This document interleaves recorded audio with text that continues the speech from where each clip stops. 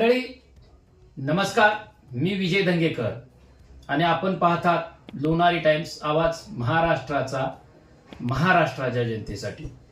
खरं तर भारत हा विश्वगुरु देश आहे असं प्रत्येक टाइमाला भाजपच्या वतीने भाजपचे कार्यकर्ते आहेत, भाजपवर जीवापाड प्रेम करणारे भक्त आहेत ते म्हणत असतात। पण भाजपचेच ज्येष्ठ मुरली मनोहर जोशी यांनी नुकतंच पत्रकारांशी संवाद साधताना, मीडियाशी संवाद साधताना सांगितलं, भारत हा आता विश्वगुरु देश राहिलेला नाही। हे कोण बोलतंय? मुरली मनोहर जोशी, जे देश लेवलचं चॅनल आहे, स्टेट लेवलचं, देश लेवलचं, कंट्री लेवलचं न्यूज चॅनल आहे, त्या न्यूज चॅनलवर त्यांनी मुलाखत दिलेली आहे, बाईट दिलेली आहे।